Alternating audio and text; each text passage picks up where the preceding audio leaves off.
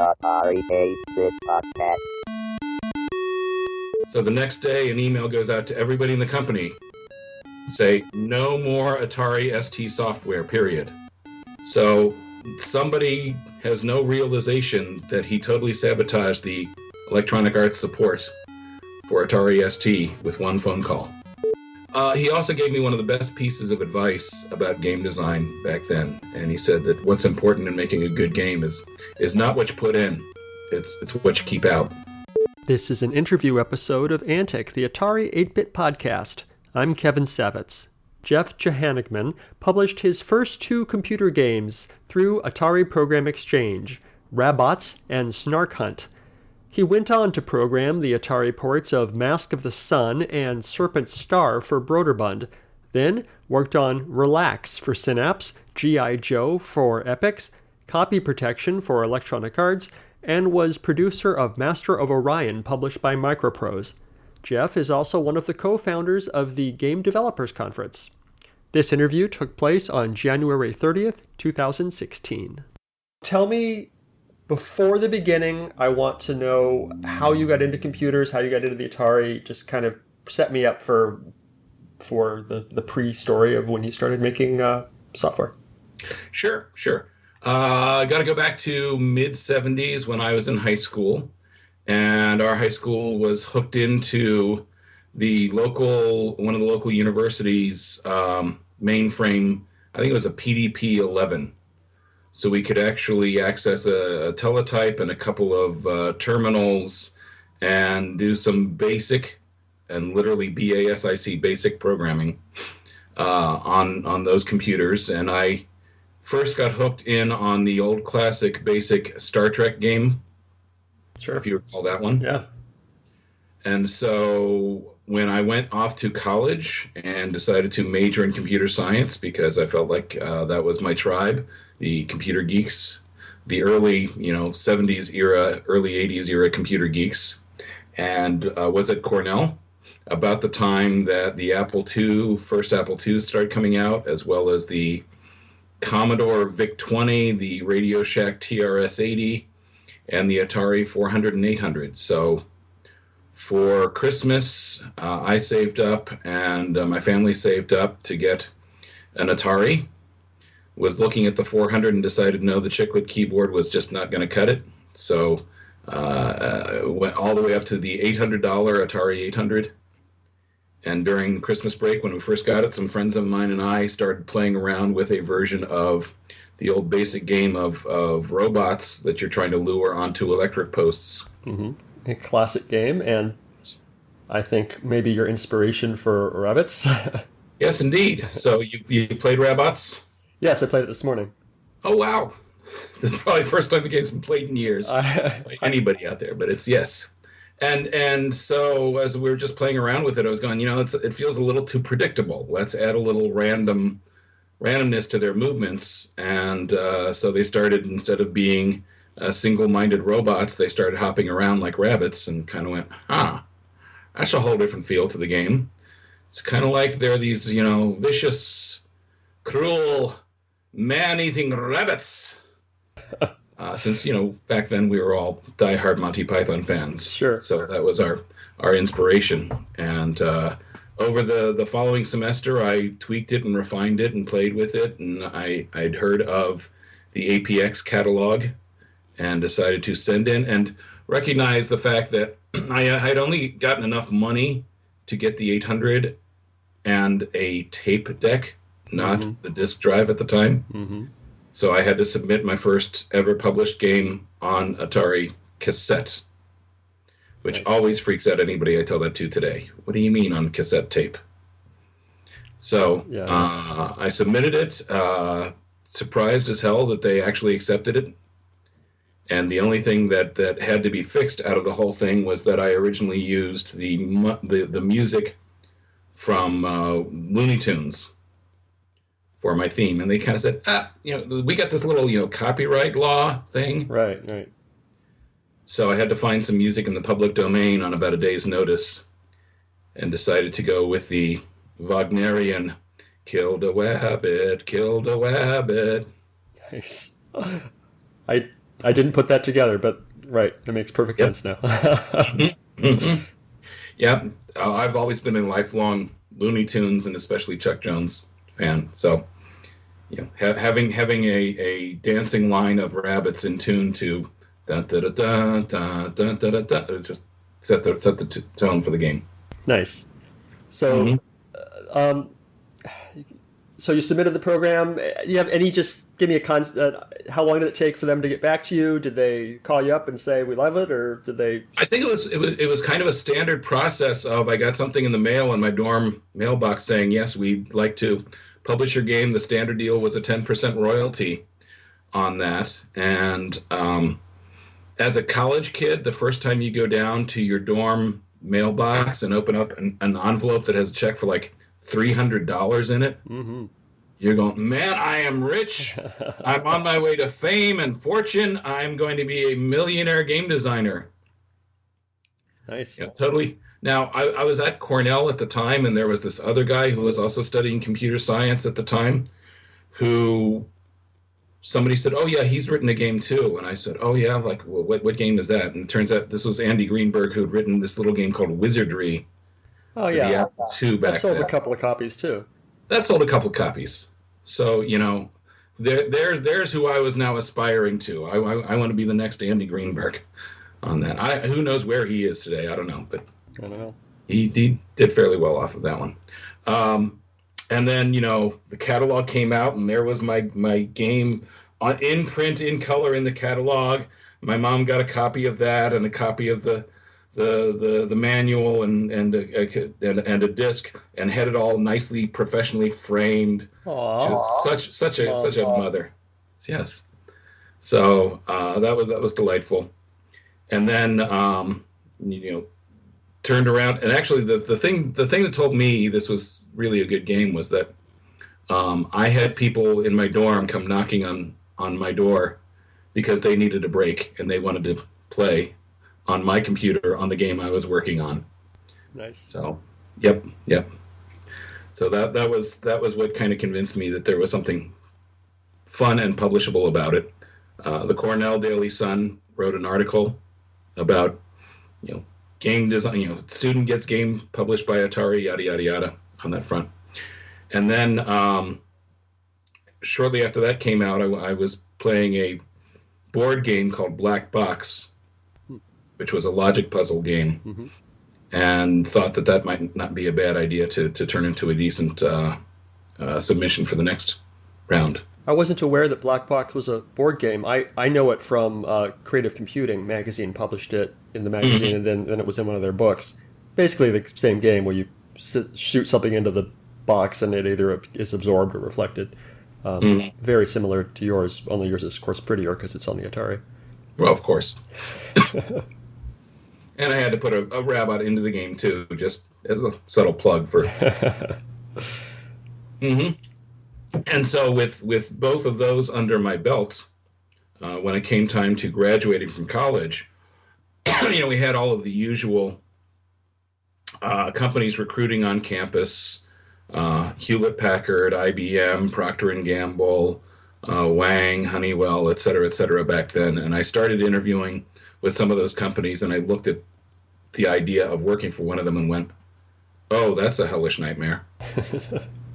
Working for a big bureaucratic company like that. And so instead, I started sending out my resume to, I pulled open Creative Computing. That's, literally what it was. Pulled open Creative Computing, dug up the addresses of every company that was advertising any games in Creative Computing, sent my resume out to them, and actually started getting interviews from them. So on one trip out to California, I interviewed at Hewlett-Packard one day and saw out in front of me this endless sea of cubicles that stretched off to infinity. Mm-hmm. And all of these identical employees going, we all love working for Hewlett-Packard. It is a wonderful company. They treat us all like individuals. And the next day I drove up to Marin County to this little funky office run by a company called Broderbund, and met with Gary Carlson, Mm-hmm. who has this office filled to the gills with Muppets and Star Wars toys. And I'm going, okay, Hewlett-Packard, Cubicle C, work with the guy who's got all the Muppets and the Star Wars toys. Tough choice. Which way do I want to go on that? So after graduating from Cornell, that's where my fate was. Nice. So at Broderbund, you did the Atari ports of Mask of the Sun and Serpent Star. Yep. That's what I know about. Maybe there are others, but that's what I have in this list. That was about it. Oh, that was about it. And then Broderbund did a layoff, and I was one of the victims of the layoff. I got cut early. Well, let's not go there yet. Talk about working at Broderbund, and how did you get those assignments? So did they hand you completed Apple II games and say, port this? How did it work? Tell me. Pretty much the case. It was they had acquired the rights to the Apple II games, and my first day on the job, I show up and they just drop this big, huge, thick source code listing from Mask of the Sun on there. And the thing that at the time of graduation, I had learned BASIC, I had learned Pascal, I had learned some assembly language, but I'd never actually learned 6502 assembly language. So I had to, in a rapid panic, get up to speed on learning 6502 assembly language for those two. And how was that? And that? then figure out how to get... it was a little terrifying, but we managed to get the job done. And the big challenge was figuring out how to get the Atari to emulate the weird Apple color set that they did all the art in, because we didn't have a chance to redo all of the so kind of, what I call double dithering the artwork into this weird combination of colors. It was fun. So, no, actually my first couple years out of college, I went through 3 different companies. It was a very, very unstable time. If you remember when Atari basically imploded, was right around the beginning of '83. Mm-hmm. And that was when I graduated and went out into the game industry, and so all the ripples from Atari spread throughout the rest of the industry. So I was at Broderbund for 6 months, and then they hit a wall and did a layoff. And then I went to go work for Synapse. If you remember Synapse. Sure. And worked on a game for Synapse for a few months, and they imploded. What'd you work right on after? So it was a game called Relax. It was actually a biofeedback stress reduction system. Yeah. So it came with a headband that you put on, and it measured your stress levels. And then you played with a kaleidoscope. You played with a little game with a balloon that would float up and down in the air. You actually had a stress graph that you could show what your levels of tension were. It was the one time I had an excuse to actually sort of be asleep on the job. Put on the headband, start testing it out. Hey, it works! It's good stuff. Yeah. Nice. Stress is gone, yes. Mm-hmm. So neat. So were you doing the main coding for it? What system were you coding that for? That one that was doing a reverse port, actually. That one, I think they had started on the Atari, and I got to do the Apple version of it. So I moved from converting an Apple game to the Atari to converting an Atari game over to the Apple for that one.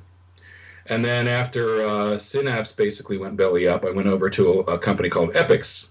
Sure. If you remember EPYX. Absolutely. Summer games. All of those. What'd you do there?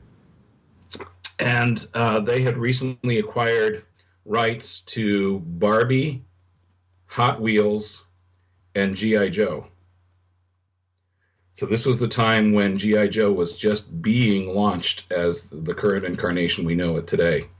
The ensemble of anti-terrorist characters fighting against Cobra.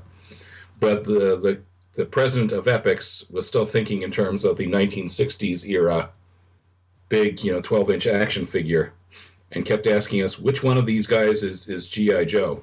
I'm going, it's not any of them. It's a whole different concept, please, Mr. Katz. Just kind of... So he never quite got the license he had bought. Mm. But being an anime fan at the time, in the early 80s, I actually got my hands on sort of the pilot movie, bootleg copy of the pilot movie for the new G.I. Joe series before it was even on the air, and used that as our reference, along with being able to go into Toys R Us and buy tons and tons of G.I. Joe toys. Nice. Expense that. Yeah. I thought, I'm standing there in the aisle of G.I. Joe going, man, I love my job. My company's paying me to do this. And did you also have to go buy a lot of Barbie toys? There was somebody else working on the Barbie game, so I let them do that. Although I did audition for the voice of Ken. We were playing with some of the very, very first digitized audio technology back then. One of our engineers came up with a way for the Commodore 64 to do digitized audio. Nice. It was really kind of crude. I don't know if you remember any of the EPYX games from back then. Sure. I'm trying to think of any with speech, but none are popping to mind right now. There was a game called Impossible Mission that used a couple of little audio snippets. Right. I interviewed the guy who created the company that did that digitization. I can't think of his name right now, but I guess they outsourced that to him. Yeah, they outsourced that, and once they kind of proved that it could be done, then we started to try to figure out how we could do it in-house.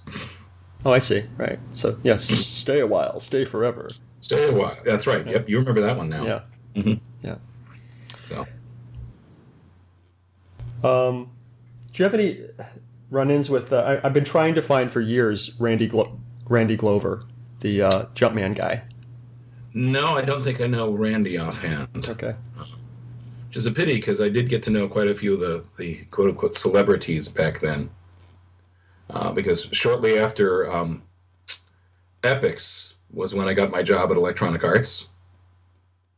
And during the interview process, they invited me to sit in on one of their developers meetings, and I'm looking at around the table, and I'm going, he's on that poster, that Rockstar. That's John Freeman. That's the author of Archon. Oh my God! Nice. Celebrities, these superstar game designers, and then it took about 3 weeks into the job before I'm going, oh my God, it's John again. And you start realizing that they're real, flesh and blood people who can be just as human, just as nice, or just as annoying as anybody else in the world. Yeah. So, what did you do at EA? I was hired to be the guy in charge of software theft protection, aka copy protection back then. Really? Yeah. Okay. So we were working with the disk duplicators to put all the weird signatures on the disks that couldn't be copied with a normal disk drive, and the code into the software that was in theory impossible to duplicate. And it took about 3-4 months for me to realize that my job was to go up against an infinite amount of hackers with an infinite amount of time. Mm-hmm. And that was a losing proposition. So I put forth a proposition inside Electronic Arts to say, let's stop doing copy protection and start doing package-based incentives. So that was when we started with things like Starflight to do code wheels and color maps, mm-hmm. and with like Bard's Tale and Wasteland to do paragraph booklets. And so all these other things that we packaged with the game that became an integral part of the game experience but couldn't be duplicated in 2 minutes using a crack program on your disk drive. Right. Yeah. Yeah. I bought Starflight, and then when my friend wanted it, we had to take the wheel apart and photocopy it, and it was a pain in the ass, thanks to you. There you go. That's exactly, and that's the proposition I put forward, to say, this is not going to make it impossible. Nothing's going to make copying impossible, but it's going to take it from being a simple 2 minutes convenient thing, as long as I got my crack program, into a genuine pain in the ass to do. So only those people who are genuinely determined to do it are going to do it, and it will helpfully persuade those people who aren't quite as serious about it to actually go out and spend $30 or $40 on legitimately buying a copy. Right. What platforms were you copy protecting? We were doing back then still a good amount of money on the Commodore 64. still a good amount on Apple IIs and Ataris, but we were right at that transition point. When I came on board, we were playing with these prototype black box Amiga computers. Mm-hmm. So this was the time when EA was putting all of its support fully behind the Amiga, and we became part of a religious war between the Amiga owners and the Atari ST owners. Mm-hmm. Yeah. Do you remember those days? Sure. Yep. Yeah. So we put out, probably 10, 15 different things pretty quickly for the Amiga and 4 or 5 things for the Atari ST, and had all these ST owners upset with us to the point, and this is what killed them, and I don't think anybody ever quite heard this story. Our president, Trip Hawkins, was working late at night. Phone rings. Normally would go to, answering machine, but he just decided to pick it up for the funsies of it for some reason. And it turns out to be an Atari ST owner wanting to call and complain about, why aren't you guys doing more stuff for the ST?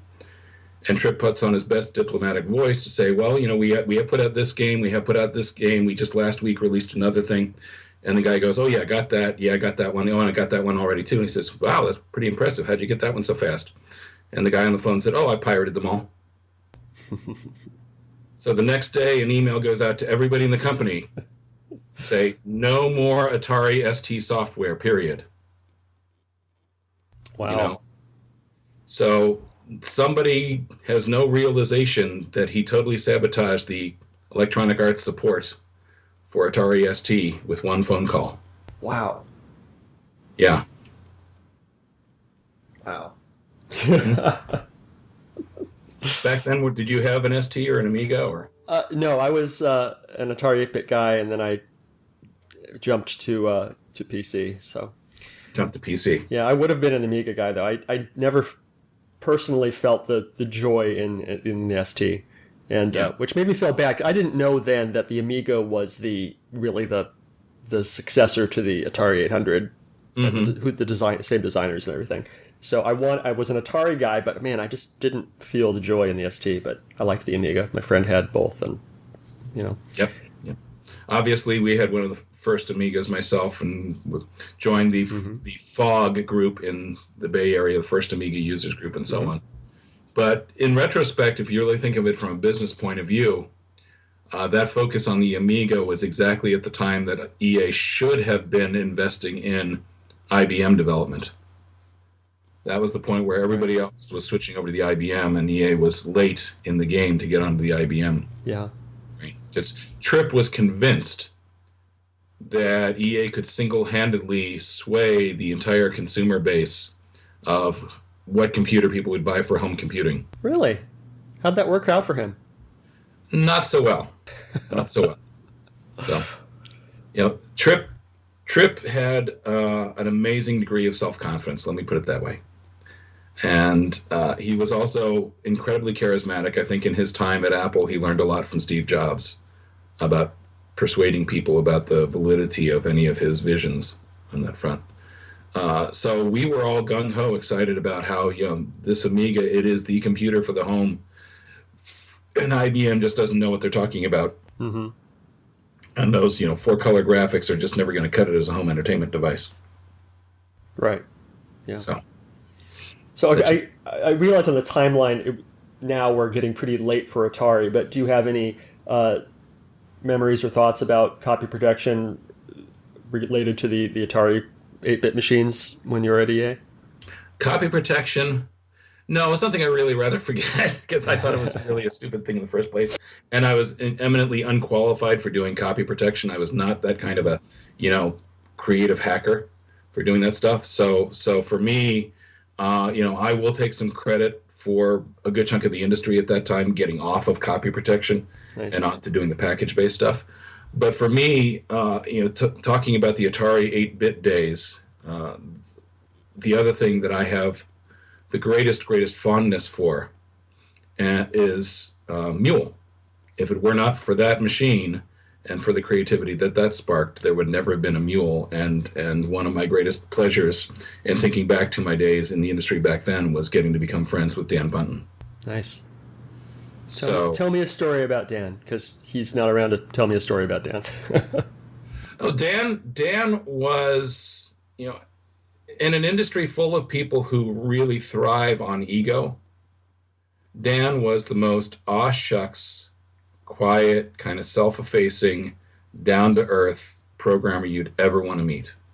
When I was involved in the very first Game Developers Conference, we gave him an award for that, and he just kind of, accepted the award, kind of looked down at his feet, shuffled it a little bit, and kind of said, "Oh, this is so nice of you guys to give me that," and all.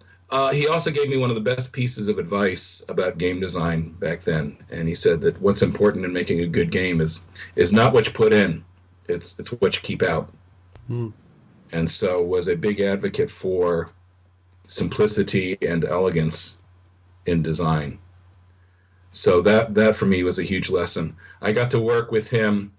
I joined EA after Mule, and shortly after Seven Cities of Gold came out. But we were working a time on a pseudo sequel to Seven Cities called Heart of Africa, which was a wonderful game. We worked on one of the very, very first multiplayer games called Modem Wars, back then for the Commodore 64. Yeah. And we almost, several years later, I think this is like early 90s, when I was at MicroProse, almost got the rights to Mule, and we're about to do a remake of Mule at the time. So that would have been nice. And then about his gender switch. Yes. Right. So that was the other thing that was just incredibly eye-opening, was getting to know Danny. Because Danny, in many, many ways, was very, very different person from Dan, in more than just gender assignment. Really? How so? Dan, as I said, very quiet, very thoughtful, very reflective, a little bit shy. You got to know him until he warmed up and so on. Danny was outgoing. Danny was self-confident. Danny was flamboyant. Danny was, "Hey, how are you doing? It is so great to see you. Let me give you a big hug," kind of person. And it was just such a completely different, I think this was somebody that was kind of buried underneath a shell of Dan that finally got to bloom when Dan became Danny. Yeah. And it was really amazing. And the other thing in talking with Danny was that Danny was reflecting on how she was no longer interested in spending her day just behind a computer and programming. She wanted to be more of an advocate, a voice, design, championing multiplayer games. She had this wonderful shirt that said, "Stop playing with yourself." Okay. Right about the time Modem Wars came out and some of the other multiplayer games back then. So sadly, Danny was not around long enough to have that much of an impact, but I miss both of them. Yeah. It's hard to talk of them as the same person, because they really were such very different personalities. Wow. But the other thing that was nice back then, I don't know, have you ever talked with Chris Crawford? I think you know Chris. Yes, I've interviewed Chris. Yeah. So when was the last time you talked with Chris? A year and a half ago. Okay, cool. So I got to know Chris early on back then as well, and spent some time out at his house. And so that was when the first Game Developers Conference got launched. And I don't know if he ever told you the story about that. Go ahead. I don't think he did, but even if he did, I'd like to hear your perspective of it too. So, but back then he was publishing, I think it was maybe like on a quarterly basis, the Journal of Computer Game Design, and nice little articles from developers about game design theory and so on and so forth. And in one of those, he put out a little thing of, "Hey, if anybody wants to come up to my house on this day, starting at this time, we're just going to all have a nice little informal get together. I'll, order up some lunch for us all, and we'll see how many people show up." And he got about 24 people out to his house for what he referred to as the first developers conference. But at the end of that, there were several of us that grown, we ought to do this on a bigger scale and do it at like a hotel or something. And who among us wants to volunteer to put that together? So there's myself and Dave Manconi and Tim Bringle and Brenda Laurel and Chris, and there were half a dozen of us all together that put on the very, very first computer game developers conferences back then. So I got to be the person in charge of rounding up our speakers and doing our programming. So I cannot tell you how many prospective speakers I said, no, really, the Holiday Inn Milpitas is a much nicer hotel than it sounds. Nice. Yep. So that first GDC was 1988, I believe. No, Chris Crawford one was in 88, according to Wikipedia. So I think it may have been like spring of 88, and then we put out the first real conference, must have been around the fall. Mm-hmm. I think that year, give or take. That's a conference that's still happening every year, right? Oh, very much it's so. It's a huge thing, right? Tens of thousands of people now. Yeah. The sad part personally on that whole thing is that we were very young and idealistic at the time, and so had no legal ownership rights drawn up about anything. So when somebody said, and I moved from California to Texas in '89, so I just basically had to drop off the board and abdicated any quote-unquote ownership of the conference. But a few years later, when somebody actually bought out the conference, everybody who was on the board at the time made $500,000 clean off of selling the conference. So, yikes. Yeah, that left Chris a little bitter about the whole experience. I bet. I mean, the first one's in your living room. You should. Yeah. You have a little ownership there. Yeah, but I kind of took it with a retrospective of, hey, we did it with all good intention and no desire to make money off of it, and we knew what we were doing at the time. So, pays your money, you takes your chances. Right. It's true. It's the second biggest regret after, oh yeah, I need to sell all my stock in the Electronic Arts during the IPO and not wait a year or two. Oh, how'd that work for you? Not quite as well as I got to see it split several times over the next couple of years. Man, my wife at the time was employee. I think she was like employee number 6 for Electronic Arts, so she had a pretty big chunk of stock too. Nice. What did she do there? She was sort of administrative, contract management.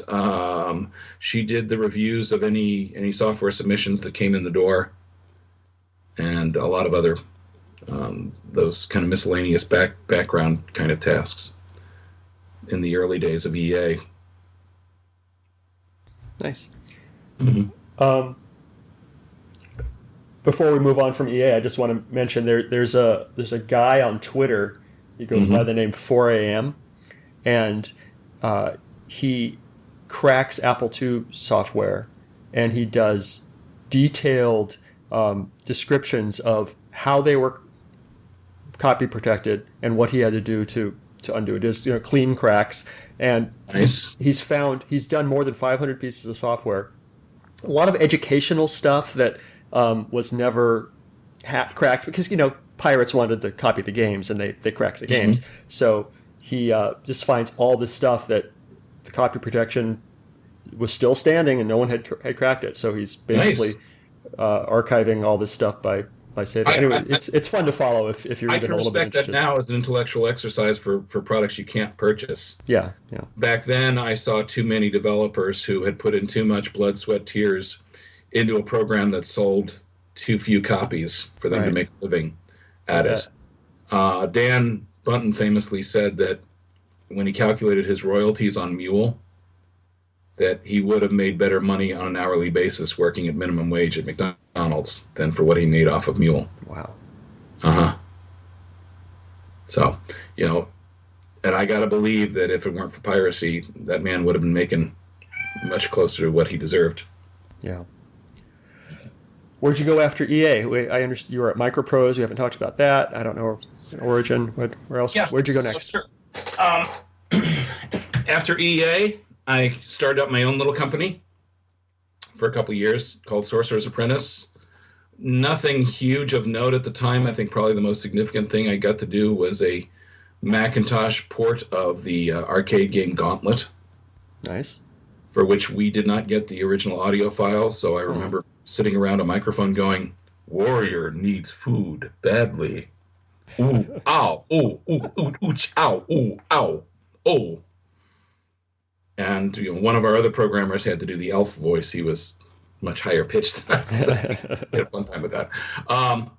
And then we were negotiating on a project with Origin Systems when I decided to close up shop on my company in California. And they said, "Well, why don't you come on down here to Texas?"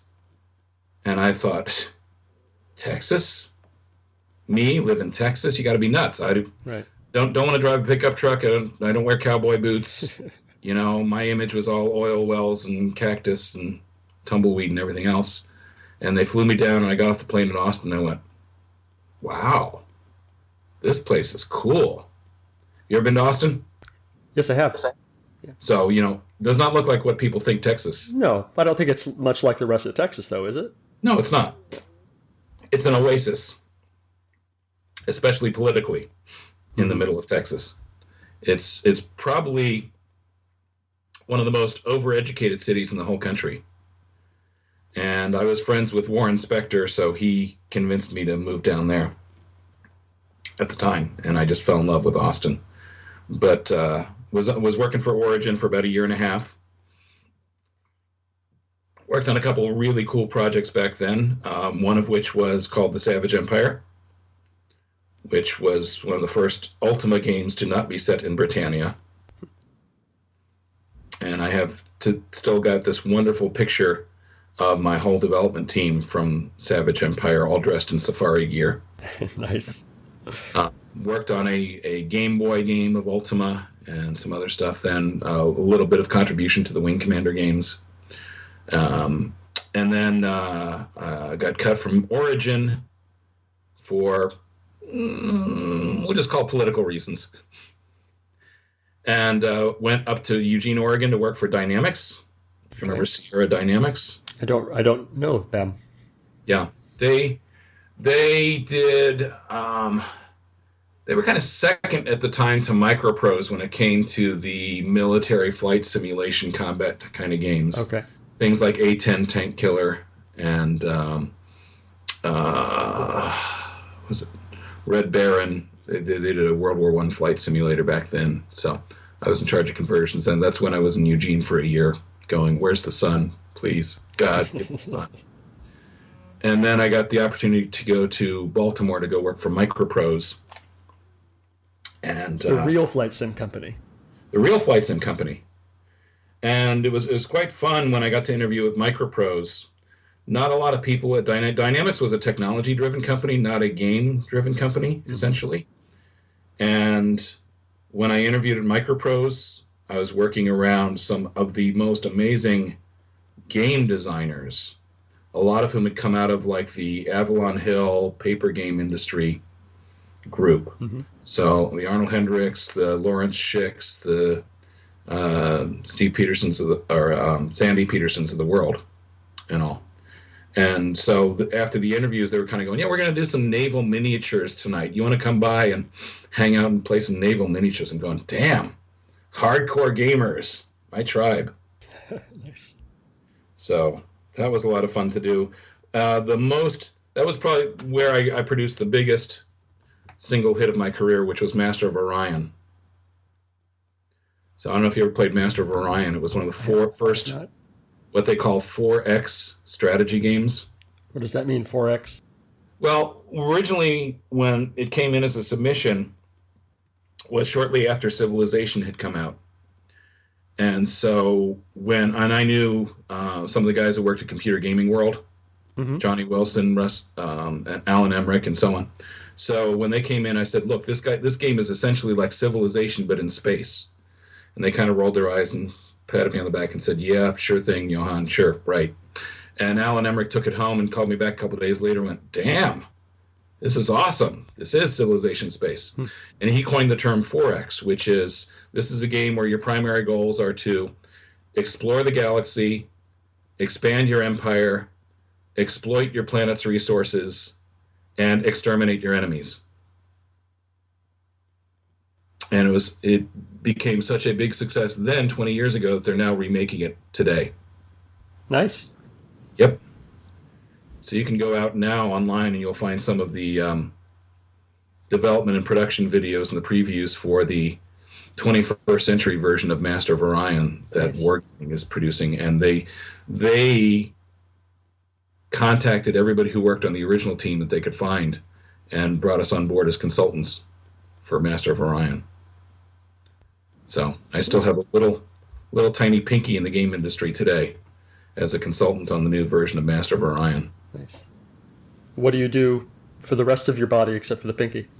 The rest of my body right now, I am working and doing corporate training work. So about 20 years ago, as my friends in the game business still say, I went sane and got out of the game business and did work in primarily career coaching, career training, and transition work, some corporate recruiting, and now corporate training and organizational development work. Nice. Although it's still for a software company, so I can't get too far away from my roots. Yeah, no, I was at Broderbund also at the time. The couple of guys in the art department were talking about, let's do a game where you're chasing a spy around the world, and let's toss an almanac in the box. Nice. Carmen Sandiego. And Carmen Sandiego, yes. Never in that development of that idea was the term educational used. It was just, hey, it's a cool gimmick to toss an almanac in the box. Nice. Yep.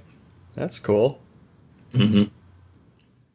And you can iterate on this sort of thing. Any other weird ideas that you saw that either came to fruition or didn't? Just came to fruition. Basically, let me think. Back then, I mean, the weirdest thing I got to work on again was probably that relax, that stress reduction bit. Yeah. And I don't know if you knew much about Synapse's history back then in the contributions to Atari lore, but in many ways they were one of the really great 8-bit Atari game publishers. Yeah.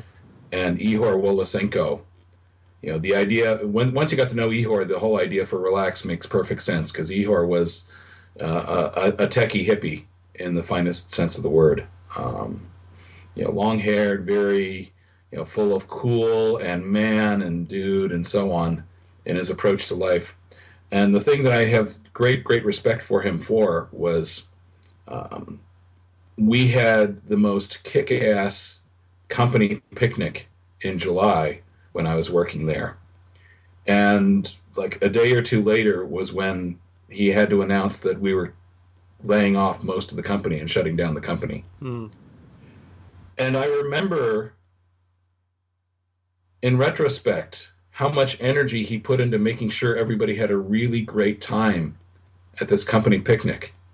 And I can only imagine what he was going through at the time, realizing, in 2 days I got to tell all these people that they're going to be out of work.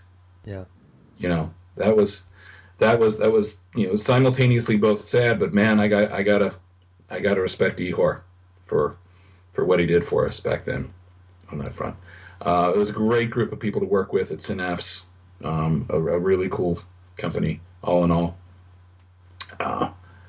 It kind of epitomized that little, small startup environment, almost felt like living in a frat house working there. We had our nice arcade machines. You remember Battlezone, the tank game? Yep. Right? Yeah. So we had one of those in our break area. I was playing Battlezone when my first California earthquake hit. And I didn't even notice. Man, that just, we must have cranked up the bass on the effects on this game are great. Yeah, I really felt that rumble. Everybody else a couple of seconds later goes, "Did you feel that?" And I go, "What?" "The earthquake." "Oh, there was an earthquake." Damn. Yeah. Mm-hmm. But no, if I look back on my days in the game business, stuff I'm fondest about is not the games themselves. It's the people I got to work with. It's that I got to become friends with Chris Crawford, friends with Dan Bunten, friends with John Freeman and Ann Westfall, with Richard Garriott, with Sid Meier, with all of these incredibly brilliant designers. So nothing since then in the sort of mundane world comes close to getting to work with the creative talent that I got to work with there. And then, of course, being in the early days, the startup days at Electronic Arts, when I joined EA, they were like 40 people large, really small company. We had a game on the Apple II that was way behind budget, way behind schedule, and probably at least 100,000 over budget, that we knew we had to kill because we'd never make back the money on Madden football that we'd sunk into it. Oh yeah, no one's going to want to play a football game. Yeah, no. Although, to be fair, I don't think the Apple II version ever quite cut it. Right. So, now it seems like that's all they do is churn out Madden year after year. Another version of Madden, man. All you got to do is upgrade a few stats, add one little new feature each year, and you can get everybody to buy the same thing all over again. Yeah. But back then I was still frustrated that you had games like that sold so immensely well, and we couldn't get anybody to look at Mule. Mule was still one of our all-time worst sellers. Wow. Such a good game. Yep. But it taught me the importance of what Tripp used to drill into us, which was the high concept. Can you explain what the game is in about 10 to 15 words and have the person you're talking to go, oh, yeah, that sounds like fun? Yeah. So when you say Irving and Bird go one-on-one, or Jordan and Bird go one-on-one, people immediately go, oh, okay, that sounds like fun. Yeah. Now, how do you explain Mule? Right. To somebody? There's no elevator pitch game where you're settling a planet with these 4 resources and, By the way, have you seen there's now a board game version out? I saw a picture of it online, and I was really unclear about whether it was something you could actually get, or the article I saw was very vague. It was just sort of neat pictures. So he's standing up. He's wandering away. He's left the room. I think we're waiting patiently here with bated breath. It's a little tricky for a podcast. Yeah. Let's say. Ooh, he's holding the Mule board game in a beautiful box. Nice. Mm-hmm. Tell me where this came from, how you got it, and how I can get it. It's the real thing. So, I first played it. I don't know if you're familiar. There's a board game convention. There's a website called BoardGameGeek.com. Yes. Yeah. You're familiar with BGG? Yes, I am. And so every year in Dallas, they hold their convention. And so prototypes of this were up there, and I got to play it there. And it just hit the store shelves of my local friendly neighborhood gaming store about 2 weeks ago. Nice. So I don't know where in Portland you get your games, but go into your friendly neighborhood. How is it? Amazingly faithful.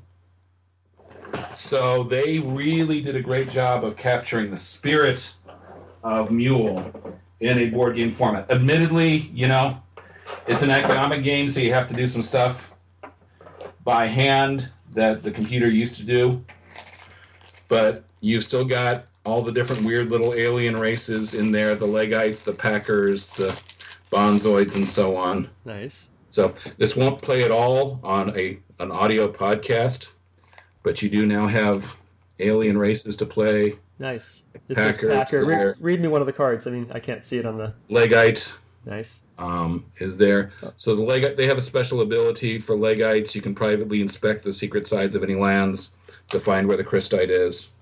And then all the luck events in there, the package from the home world, the Christite pirates arriving,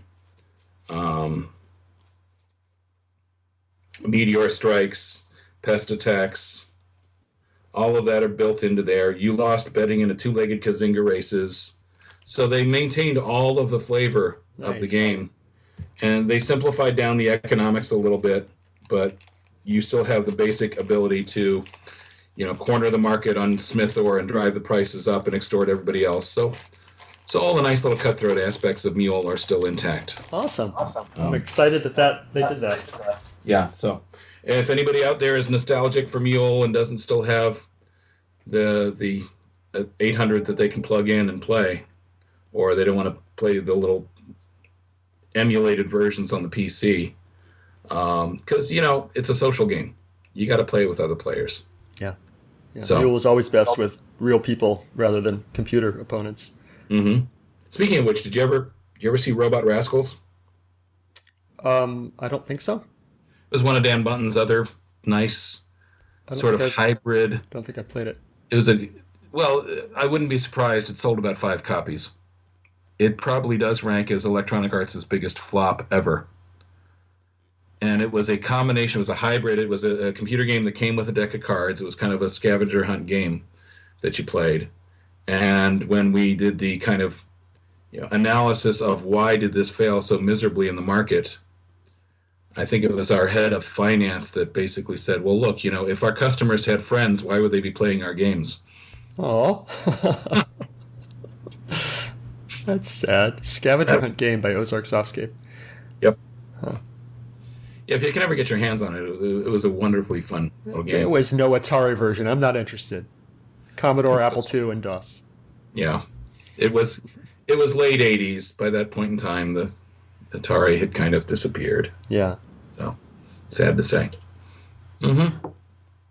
And your whole career started with Rabbotz. Rabbotz, yep.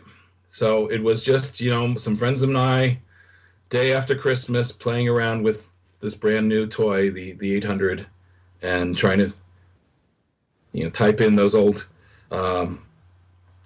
basic computer games out of creative computing that kind of get started. Nice. Do you still have any of those old issues around? I have a complete run of creative computing. Yeah? Yeah, and compute.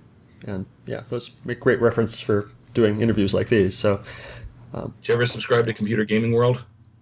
I have a few issues, but I was never a subscriber. Yeah. That was more the late 80s kind of gaming magazine. How were you involved with that? Well, back when I was a producer, particularly like in my days with Origin and MicroProse, and with the start of the Game Developers Conference, those guys were our press. Johnny Wilson, Russell Sipe, Alan Emmerich. If they liked your game, you got good publicity off of it. They maintained their Hall of Fame, their top ratings listings on the back page of there. They had a nice little gossip column, as it were, in that.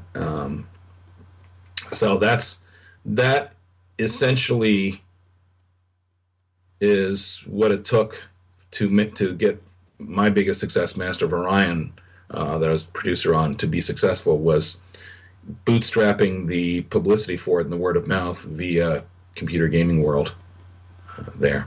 So, as I said, Alan Emmerich was the one that coined that 4X term in that. So, because essentially at the time that it came into us, Master of Orion came into us as a submission, they were already talking to, I think, Electronic Arts and Accolade as potential publishers, and we didn't have the money, the cash to compete with them. But what I could promise the authors of Master of Orion was, we can promote this as Civilization in Space, and we can get it the press attention that it deserves as such, and that's what kickstarted that way then.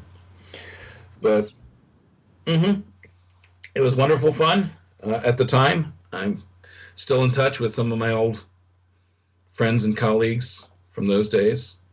The Austin game development industry is quite alive and well.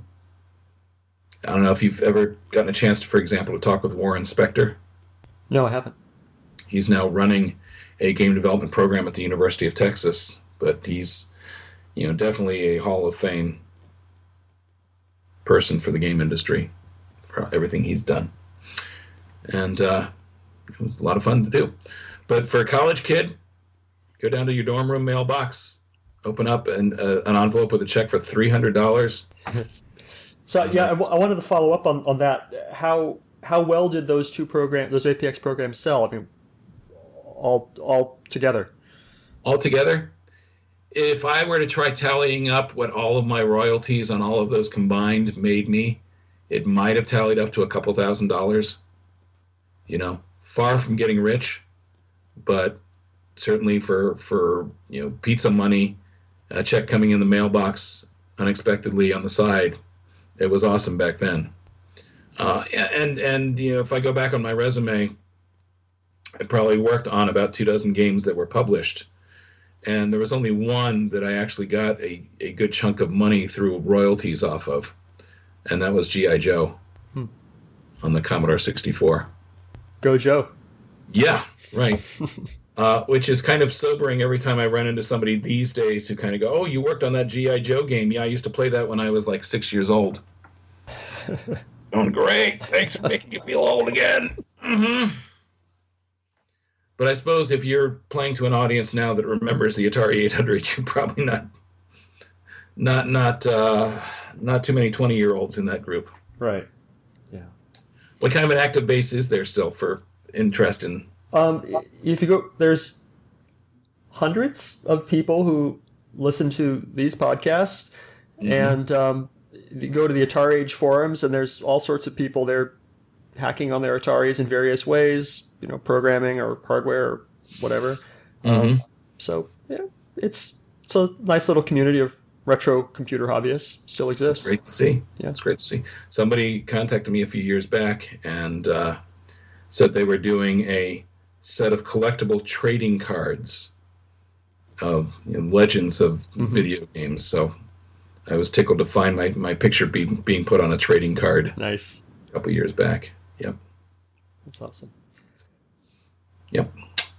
So that's those are my war stories. Great. Man, I was just tickled pink to get an email from you the other day going, "Are you the Jeff?" Like many years. Sorry, go ahead. As a career counselor, I occasionally get clients who Google me to find out what kind of a career counselor I am and what kind of credentials I have and whether anybody's spoken highly of my abilities as a career counselor. And I've had a couple of them go, "Is there another Jeff Johannigman out there that does games? Because I found two completely different Jeff Johannigmans out on the internet." Well, nope, it's the same person. So, nice. I'm way too Googleable at this point in time with a name like this. Right. Okay. Pronounce your last name for me. So, sure. Do you want the German version or the American version? I want to say the way I'm going to say it at the front of the podcast. So it's Jeff Johannigman. Johannigman. Johannigman, yes. Okay. See, now I grew up in Cincinnati. I figure the original German version was more like Johannigman, but I grew up in Ohio, so it was Johannigman. Great. Okay. Last question. Okay. If you could send a message to the Atari computer users who played your games, and you can right now, what would you tell them? The Atari computer users who played my games? Going, keep it simple, keep it fun. They don't have to be overly complex, and I will share the same advice that I got from Dan once upon a time. What makes a good game is not what you put in, it's what you keep out. So. Nice. All right. Thank you so much, Jeff. My pleasure. I really felt tickled and really honored to be asked for this. Thanks a lot.